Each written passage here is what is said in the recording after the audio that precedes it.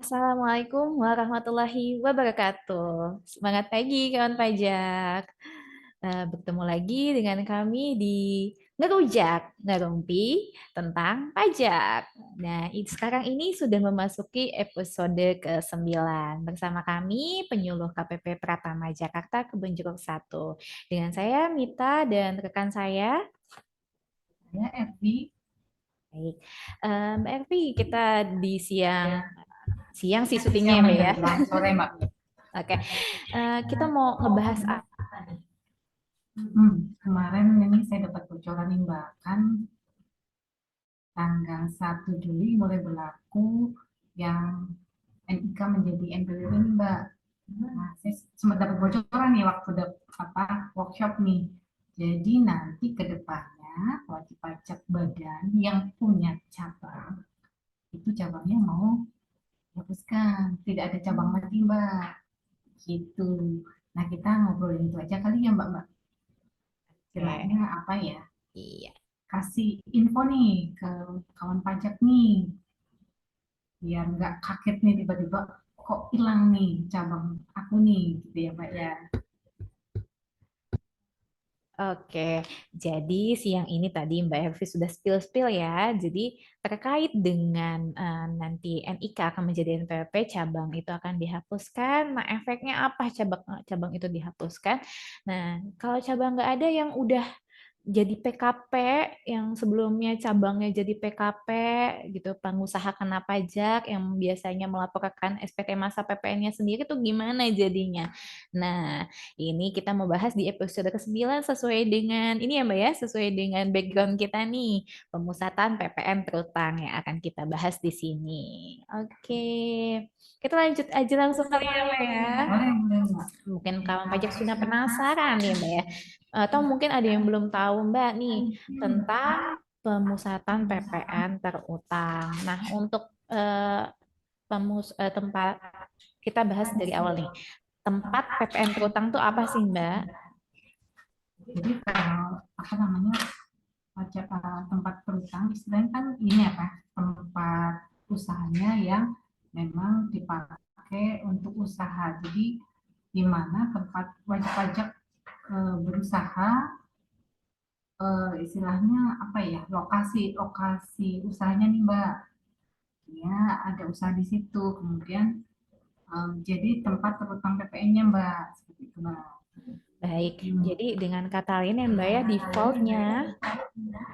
defaultnya itu untuk PPN terutang, tempat PPN terutang itu kan jadi setiap yang memiliki NPWP yang melakukan penyerahan barang atau jasa kena pajak itu kan terutang PPN ya Mbak ya. Nah, setiap lokasi itu yang itu kena PPN, tempat PPN terutang gitu ya defaultnya ya. Nah, dengan adanya tempat pemusatan PPN terutang ini, nah kita bahas nih Mbak, tempat pemusatan, kalau tempat pemusatan PPN terutang itu gimana?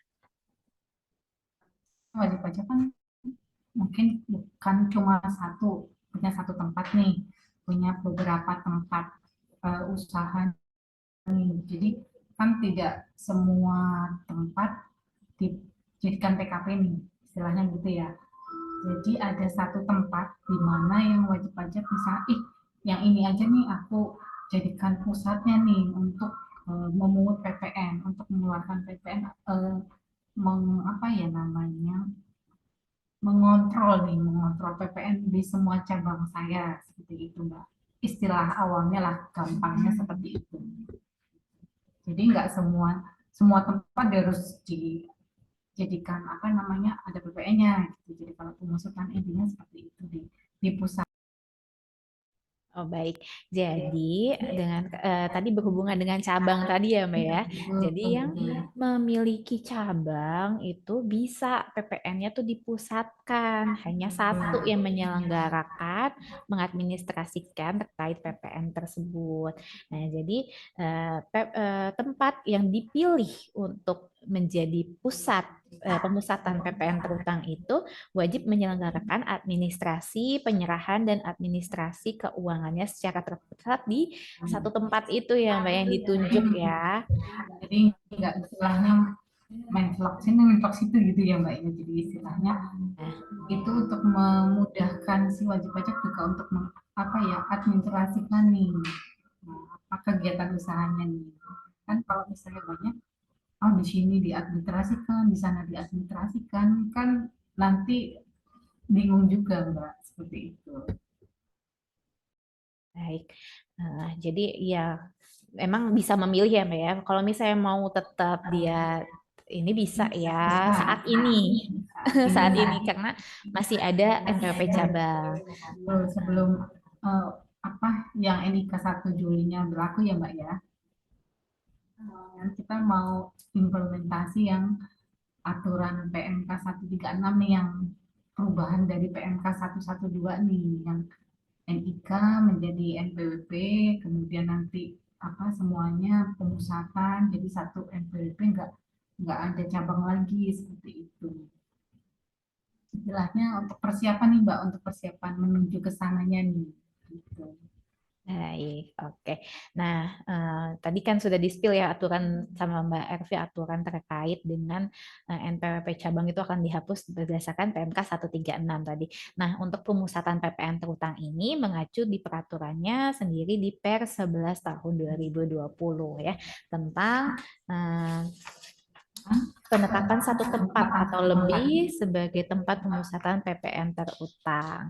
Nah, nanti kawan pajak misalnya mau belajar, mau baca-baca sendiri silakan dibuka peraturannya Per 11 tahun 2020. Nah, Mbak Ervi, terkait tadi kan sudah dibilang bisa ya dipilih ditunjuk satu tempat untuk jadi tempat PPN terutangnya. Nah, persyaratannya apa nih Mbak untuk maksudnya harus tempat itu harus gimana sih harus ada di mana atau apa gitu. Jadi sebenarnya gini, misalnya aku punya usaha nih, aku punya pusatku itu berada di tempat penimbunan berikat, kemudian kawasan ekonomi khusus, kemudian kawasan bebas, kawasan fasilitas lainnya, sama mendapatkan fasilitas kemudian impor tujuan ekspor, sama yang terakhir itu memiliki kegiatan usaha Mbak di bidang pengalian tanah.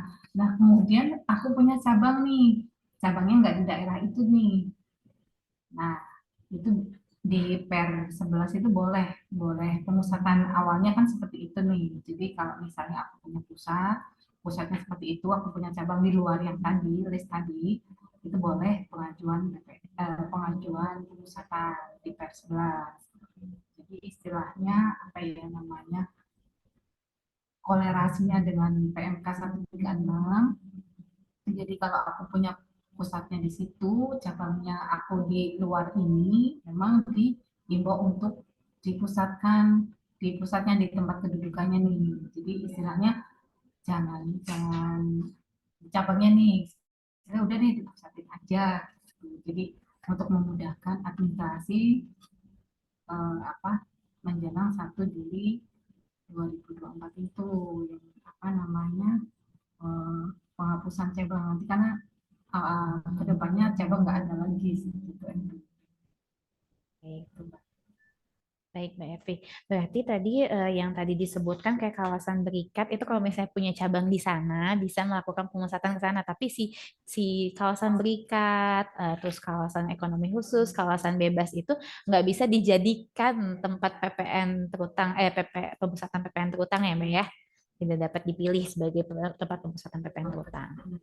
Nah, kalau misalnya juga, kalau misalnya nggak ada kegiatan usaha atau tidak melakukan kegiatan administrasi penyerahan atau administrasi keuangan itu juga nggak bisa dipilih ya Mbak sebagai tempat pemusatan PPN terutangnya.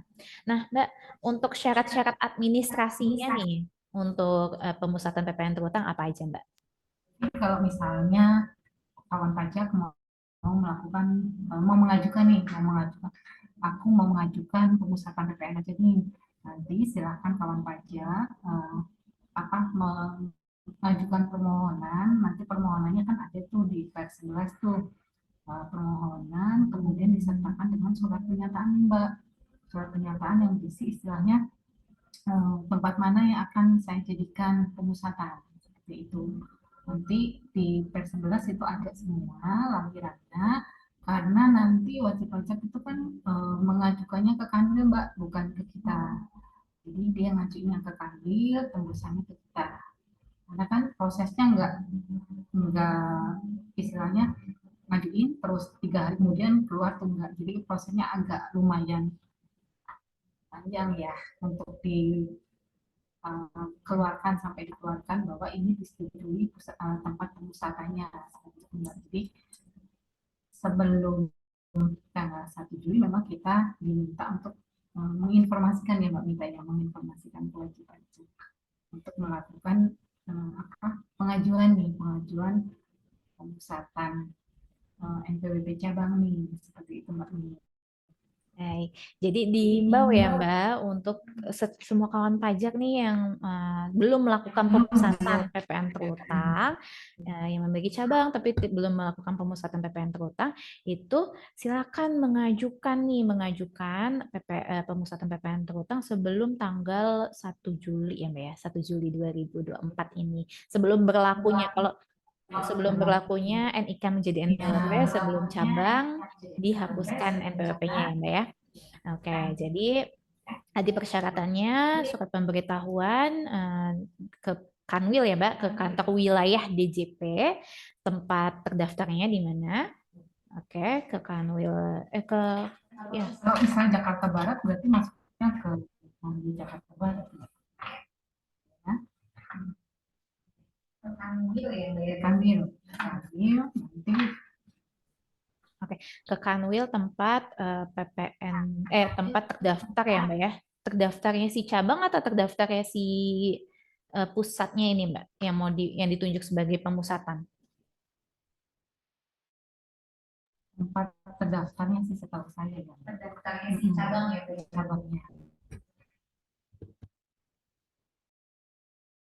Surat permohonannya juga harus ditulis lengkap ya Mbak, karena nanti kalau misalnya nggak lengkap nggak bisa diproses juga sih sebenarnya. Gini disampaikannya ke Kanwil tempat si yang ditunjuk sebagai pemusatan ya Mbak ya. Nah, nanti hasilnya apakah diterima atau belum memenuhi itu akan dikirimkan ke Kanwil dan KPP tempat si wajib pajak itu terdaftar kan gitu. Oke.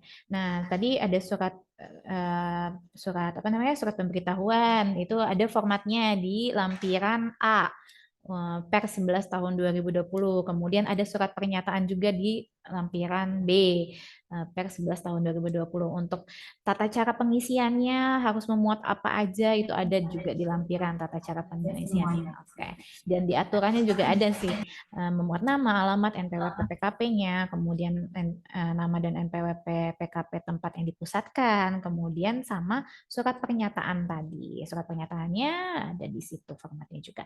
Nah, Mbak, nanti kan itu sifatnya pemberitahuan, tapi tetap ada keputusannya di Kanwil ya Mbak ya, diterima atau ditolak gitu ya Mbak. Ya, nanti keputusannya tetap di Kanwil, misalnya kita udah ngaju ini, kita udah ngajuin ke Kanwil, kan dicek dulu nih surat permohonannya sudah sesuai apa belum. Kan dia tadi Mbak minta kan seperti itu yang harus berisi nama, NPWP, alamat si ininya ya, si apa namanya yang terdaftar nih. Terus nanti sama nama sama NPWP yang mau dijadikan pusatnya nih. Kalau nggak lengkap, nah itu kan udah istilahnya udah mengurangi apa ya, administrasinya udah nggak lengkap nih. Jangan sampai dari situ nih kawan pajak sudah ngajuin ternyata nggak lengkap kan malah ditolak. Jadi pastikan dulu nih surat surat pemberitahuannya lengkap, jangan lupa stempelnya, kemudian surat pernyataan juga diisi lengkap, nanti baru diajukan ke Kanwil. Pokoknya Nah, disesuaikan ya Mbak dengan tata cara pengisiannya yang ada di lampiran itu. di per 11 sebenarnya ada semua nih. Kita di sini sebenarnya Bisa dilihat di sana ya kawan pajak semuanya. iya. Oke, nanti kan hasilnya juga ada kalau diterima ada keputusan bahwa dipusatkan sesuai dengan permohonannya. Nah, kalau misalnya ditolak itu kita kita terbitkan surat pemberitahuan belum memenuhi persyaratan untuk diberikan keputusan pemusatan tempat PPN terutangnya. Nah, itu Mbak kalau misalnya diterima nih pemusatannya. Nah, itu jangka waktunya, prosesnya berapa lama Mbak sampai dengan diterima? Oke, jadi misalnya dari kawan pajak masukin surat permohonan ke kami, itu kan diproses cek-cek itu memakan waktu kurang lebihnya 14 hari. Jadi memang eh, kita emang agak maraton ya istilahnya untuk menghadapi yang 1 Juli ini untuk pemusatan cabang nih. Jadi kawan pajak memang dihimbau untuk memasukkan surat pemberitahuan apa pemusatan PPN ini sampai tanggal 30 April sebenarnya nih Mbak.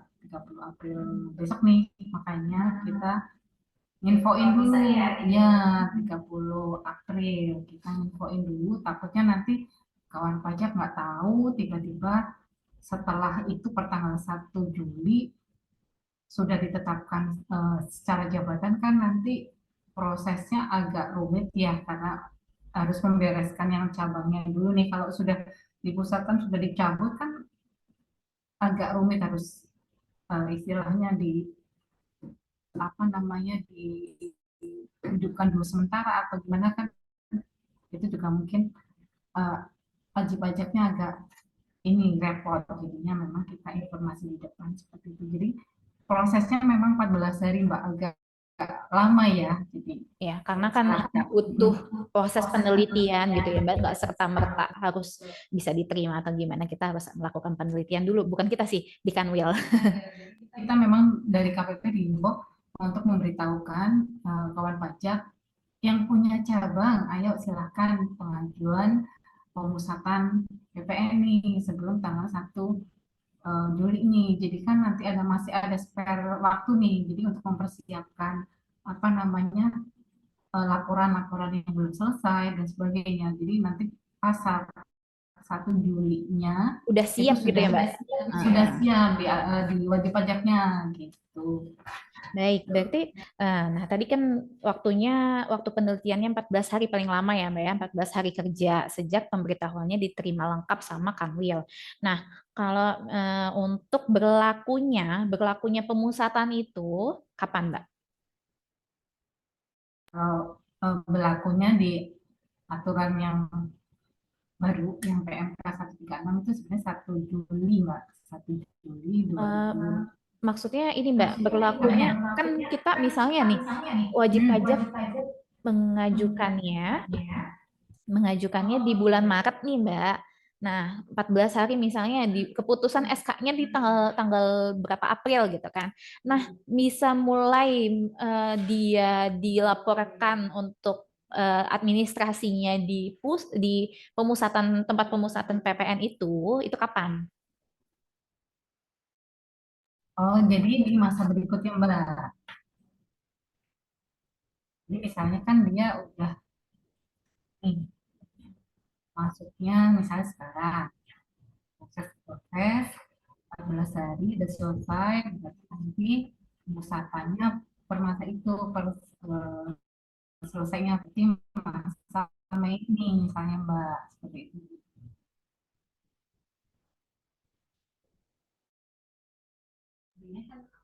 Misalnya tadi SK-nya oke. Oke, maaf. Jadi kan kita tadi SK-nya April nih ya, Mbak. SK-nya April, kemudian SK mulai bisa berlakunya untuk administrasinya bisa di masa pajak berikutnya ya setelah tanggal keputusan pemusatannya. Jadi April, nah di bulan masa Mei nih udah mulai bisa jadi gabung gitu ya, digabung. Oke, baik. Nah, Mbak, tadi kan ada keputusannya bisa ditolak.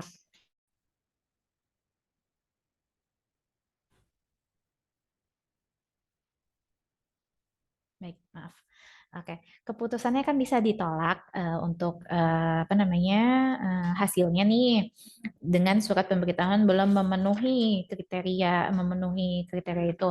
Nah, itu kalau misalnya wajib pajak, kawan pajak nih mau menyampaikan lagi, mau ngajuin lagi bisa nggak, Mbak? Bisa ya dengan pemberitahuan baru ya. Jadi Eh, yang tadi close dulu istilahnya wajib pajak sudah ngajuin ditolak berarti kan close ya kemudian baru ngajuin ulang lagi, bukan bukan dilengkapin lah istilahnya. Yang penting tadi ya Mbak memenuhi kriteria yang tadi disebutkan, surat pemberitahuannya memenuhi sesuai dengan cara pengisiannya, kemudian surat pernyataannya juga, dan syarat-syarat si yang ditunjuk sebagai tempat pemusatan itu memang sudah sesuai, nah pasti diterima. Disesuaikan dulu, diperbaiki dulu seperti itu baru bisa diterima ya. Oke Mbak, mungkin untuk terkait dengan pemusatan PPN, tempat pemusatan PPN sudah sekian ya.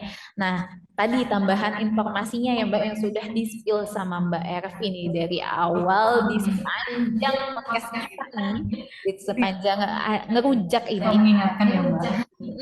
Mbak Ervi mengingatkan himbauan dari Direktur Jenderal Pajak, ini ada sendiri, memang ada pengumumannya sendiri, ada di Peng 4, PJ 09 tahun 2024, itu terkait himbauan kepada PKP untuk menyampaikan pemberitahuan pemusatan tempat PPN terutang pada tempat tinggal atau tempat kedudukannya. Itu bisa dibaca oleh kawan pajak Peng 4 tahun 2024 itu terkait dengan himbauannya ini ya Mbak untuk menyampaikan memberikan PPN itu kan misalnya mau dipilih yang mana nih, kalau enggak takutnya tiba-tiba di jabatan ya Mbak, nanti malah menyampaikan paling lambat di tanggal 30 April 2024. Jika tidak dilakukan pemberitahuan pemusatan tempat PPN terutang akan dilakukan secara jabatan ya Mbak per tanggal 1 Juli 2024 nanti saat berlakunya NIK sebagai NPWP peraturan itu, jadi NPWP cabang akan dihapuskan seperti itu. Iya. Mungkin kita mengingatkan aja ya kawan pajak. Jadi mungkin kawan pajak pernah dihimbau oleh account representatifnya nih. Sebenarnya kan memang dari account representatif untuk mengingatkan kawan pajak yang mempunyai cabang untuk melakukan pemusatan. Nah, jika kawan pajak istilahnya lupa, ini kan tinggal berapa hari lagi nih, tanggal 30 Aprilnya nih, kita mencoba mengingatkan kembali ya Mbak. Nah, artinya kita mengingatkan nih, ayo lakukan penyampaian pemberitahuan pemusatan PPN sampai tanggal 30 April. Jadi biar kawan pajak punya spare waktu untuk membenahi administrasinya nih, jangan tiba-tiba nggak tahu kemudian diajukan jabatan kan malah untuk administrasinya kan mungkin agak Ya, kaget gitu ya. kaget. Shock Ya, jadi Shock. kalau tiba-tiba nanti nggak tahu nih, kaget, jadi administrasinya kacau gitu kan. Jadi silakan kawan pajak silakan mengajukan sendiri. Yang belum mengajukan pemusatan PPN terutang silakan diajukan, diberitahukan ke Kanwil tempat yang mau dipusatkan ya tempatnya ya. Oke, Mbak Evi, ada lagi yang mau disampaikan atau sudah? Untuk ini kita cukupin sekarang. Sekian nanti nih Mbak Mit, nanti berujak lagi kita bikin Oh, apa baik. lagi Dengan tema yang lain ya, berbeda. Mbak. Baik, baik kawan pajak, terima kasih sudah menyimak ngerujak episode ke-9 tentang pemusatan PPN terutang. Sampai jumpa lagi di tema lainnya di episode berikutnya. Sampai jumpa. Assalamualaikum warahmatullahi wabarakatuh.